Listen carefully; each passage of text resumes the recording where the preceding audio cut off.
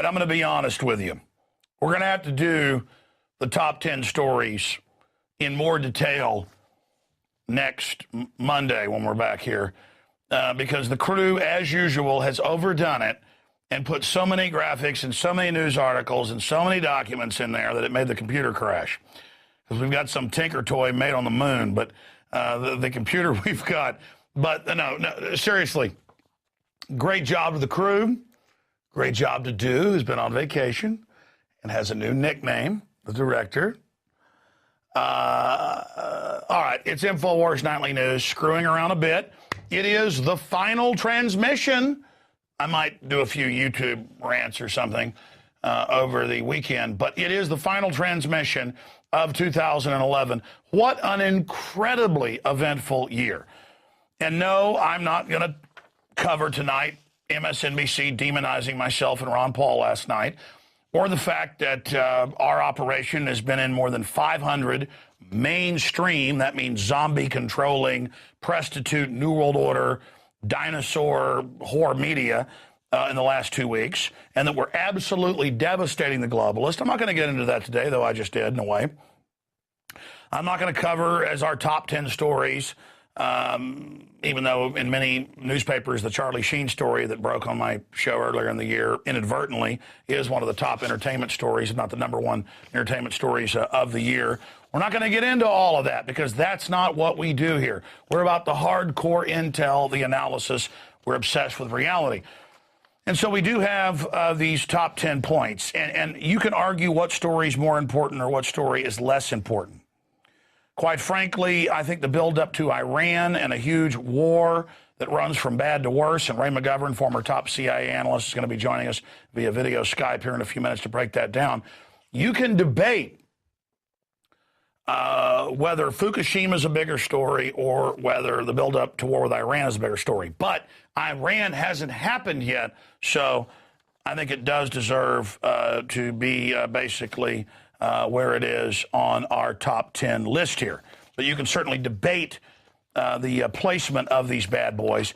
So let me go ahead and just start with number 10, building towards the most important story of the year here at Infowars at Nightly News. By the way, we've been doing the show now, 4 or 5 months? September 1st was our launch, and we are about to go into the second year of the transmission here at Infowars Nightly News. You can see the logo there. It may turn into Megatron any minute. All right. You want to hear a Starscream imitation? Or I did one of those on the radio today. Megatron, I will be the leader. All right. Continuing here. All right. It's the end of the year. We're plunging into nightmarish 2012. It's gallows humor. You're publicly educated like I was. You may not know what gallows humor is if you're a new viewer out there, not one of our savvy subscribers, but you're about to be hung. The other guys are lined up being hung in front of you. A lot of people are known to not break down and cry and beg for mommy. You make a smart-ass joke. That's kind of what we're doing here. Okay, I apologize. I'm going to stop right there. See, something happens like a time warp. I'm in a hurry to get out of here. My wife's going out with her friends tonight. I'm going to babysit, and I'm already supposed to be home. But it doesn't matter. I'm just going to go ahead and do like a 2-hour show here. Her and her friends can all wait at the house. These are called lame attempts at humor. She's going to love that part of the broadcast tonight. All right. I'll be home after New Year's, honey. You can go out the day after. Oh, boy. All right. Number 10, Occupy movement. Fed Reserve Occupy movement was our event to basically counter the George Soros attempt to take control of any protest against what corrupt elements of Wall Street are doing. They wanted to make it about a wealth transference issue instead of debating how the big mega banks are shutting down the free market and using government to create crony capitalist monopolies and basically shut down their competition. We're all for people creating a widget or a book or a new musical instrument and making $1 billion. That's what makes the world go round. And that's what honors individual creativity. But this idea that our problems have been caused because of the free market and private property, no, we're getting away from the free market and private property and the Bill of Rights and Constitution. That's the oxygen being sucked out of the room. So number 10 is the establishment knowing that revolution was coming, that revolution was calling, as the Queen's Reich song says, revolution calling, revolution calling. They knew that that was happening, so they tried to basically trigger it preemptively, like Red Adair blowing up a oil well on fire with a stick of dynamite. But it didn't work, so now they're trying to clean that experiment off the street. Al Gore, of course, called for their own Arab Spring here in America, and it failed. That's their attempt to steer public anger into giving the globalists more power, and it failed. Doesn't mean the individual Occupy people are bad, but the overall control and the spin and what the dinosaur whore media labeled it as, that is a fraud. Number 9, Al-Qaeda-NATO alliance. NATO helping the Al-Qaeda rebels. Rebels are Al-Qaeda-led, and now they're exporting it on to Syria. We reported with Webster Tarpley and other valiant investigative journalists while it was under bombardment, 2 months into the 6-month peace bomb attack, the birth of the peace bomb. This is not a military action. We're just bombing all your cities. That the Arab fighters brought in out of Saudi Arabia, Iraq, Afghanistan. Well, that's Central Asian folks, not really Arab. But the point is, they're in Afghanistan with the Arab fighters. Were slaughtering black people all over Libya because it was known that they tended to side with Gaddafi. And since then, the BBC and many others have admitted, okay, they've probably killed 40,000 black people. But you know what? It's liberal because Obama did it and NATO did it. So hacking up black folks with machetes and shooting little kids in the head, that's liberal. Now, if you had tens of thousands of newsletters and 9 lines of, semi kind of right-wing bigoted statements, well, then you can't be elected president like Ron Paul. But if you're who actually fought against hacking up black people with machetes because he's racist. So there you go.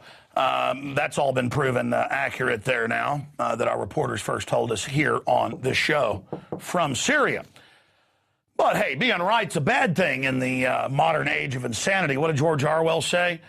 In a world of universal deceit, telling the truth is a revolutionary act. Moving on along from Al-Qaeda, who's always worked for the big banks and the CIA. Let's go to number 8.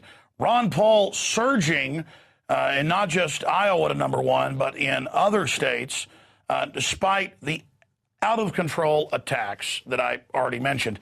And one reason the system is so scared of Ron Paul is in major national polls, he is the number 1 Republican amongst, quote, minorities, blacks, Hispanics, Asians, and others. And so that's why the system is going after him, because they need the Republicans and Democrats to continue this whole racial divide and conquer where they play everybody off against each other while offshore banks rob the living daylights out of us through their control of the taxation system that's paid to them in banker bailouts. The Democratic Party, the Republican Party, Mitt Romney has said it's his mission to defeat Ron Paul. I thought he was somebody that couldn't win. I thought he was somebody you ignored and gave 89 seconds in the CBS debate. But now the American people want Ron Paul, so they're saying, well, you're kooks, you're dangerous. They're saying his supporters are cult members. So the corrupt establishment is saying we're cult members because we want Ron Paul, because the majority wants Ron Paul. And so now they're trying to say, well, if you let him win the Iowa caucuses, it discredits the caucus system. So now our electoral process is discredited if we elect Ron Paul. And it's those trying to discredit the electoral process who are then blaming those of us who haven't discredited it for what's happened. They say it will discredit it, the governor of Iowa and others, when they're the ones trying to discredit it. Amazing. But now the Republican leadership has said because of hacker threats, they'll have to count the caucus ballots. It's known he would win because it's the only fair vote in the country where it's hands being raised in each precinct and written down, and then you just tally them publicly in the state. But now that will be secretive, the Republicans have said, and it will be sent to a secret location, and no one is allowed to see it to keep us safe from hackers, a.k.a. boogeymen, a.k.a. Al-Qaeda. So clearly they're getting ready to try to steal Iowa because they know he's turbo surging and it's just more fraud. So some would say, well, then why do we even try? Because by resisting, we educate people. By resisting, we show the fraud. By resisting, more people learn the truth about the New World Order. As Ron Paul will tell you, great patriot and historian and doctor and economist, he is only a focal point for revolution against tyranny, a restoration of the republic. And by fighting, we get stronger. You know, the first time I went and lifted weights, I couldn't bench press 340 pounds. But after 5-6 years of lifting weights, I could do it. The first time I tried to jog, I could only run a mile. You know, now I can run 8 miles, even though I'm a lard butt, as people well know. It takes a process of working out mentally, physically, spiritually on any issue. Playing an instrument, you pick up a guitar the first time or a piano. You can't play it, but you learn to play Mary Had a Little Lamb. Next, you're playing Strauss, Beethoven, and other classics.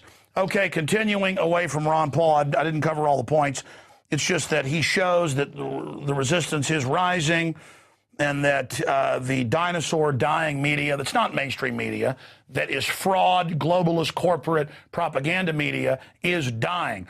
They tried to defeat Rand Paul by saying he kidnapped women, worshiped Buddhas, every other bizarre form you can imagine. They hired people to dress up as hayseeds and have racist signs. They got caught. Now, that remains to be seen nationally what will happen with Ron Paul, but we're definitely in the fight. This is a big deal that's happening right now, and it's only foreshadowing of things to come. Let's move on now to number 7, FEMA camp activation. Does that mean they're going to throw us all in them tomorrow? No, but it means they're actually putting the bids out, as we showed you earlier in the year, just a few weeks ago actually, that the government is putting out public bids to now man the emergency centers that they've built at former military bases across the country, and the FEMA camps are admitted, and the NDAA is passed, and they admit they're going to put troops on the streets, and it's all happening. And it just shows you that the criminal class that's robbed tens of trillions of dollars and thinks the American people are going to be signed on to all the derivatives fraud, it shows that they're scared. And we're going to be talking with Ray McGovern about that here in just a moment. In fact, speaking of Ray McGovern, that takes us now from number 7, FEMA camp activation, to number 6, Iran war buildup. Fake plot with used car salesmen out of Corpus Christi, Texas, drills in the Strait of Hormuz, drone shoot down U.S. ships trying to provoke attacks, and more. Ron Paul, a few weeks ago, was on my radio show. And again, the system's trying to dictate reality and saying Ron Paul shouldn't go on that show because it's so extreme. No, because we're so extremely accurate and teleprompter free and hardcore about freedom. They hate the fact that he has so much credibility and he's linking up with us over 16 years, and that gives us more credibility, and then we give him more credibility, and it creates this grassroots synergy of saying, hey, Chris Matthews, all of you, you're a bunch of jokes, little degenerate, lying, teleprompter reading scumbags who think you sit up there in this air of respectability and authority. Last night on Slimeball, Chris Slimeball Matthews was saying to these little twitly reporters he had on, little establishment bloggers, well, is it credible that Ron Paul is saying this whole Iranian assassination plot in the U.S. of the Saudi ambassador is bull? Is that credible? And the lazy-eyed woman they had on there, I mean, she looked like my dogs have more life in their eyes than her. I mean, 1,000 times. This dead-eyed woman, this one-way eyes, you know, there's nothing behind them. It's just one way like doll eyes. Her eyes were unfocused and looking around like she was having a seizure or something. Or having a stroke. I mean, I actually feel sorry for her talking about her now, but I have to discuss it. He looks to her as this appeal to authority, and if we had time out, we'd play the clip, play it on the radio, and she's sitting there all, like a little rag. She's like, can't really focus. And he goes, is it credible that Ron Paul says that this Iran threat wasn't credible? She's like, I guess not. I'm good. I mean, her hair is disheveled. She's like in some clown suit. I mean, she looks like an amoeba is powering her brain or something. They got an amoeba on a treadmill powering her brain. I'm not trying to be mean. And here is Chris Matthews. Is this credible? And then she says it's not credible, so you're supposed to go, oh, well, someone who has an IQ around room temperature is telling me that it's not credible, so it must be. Think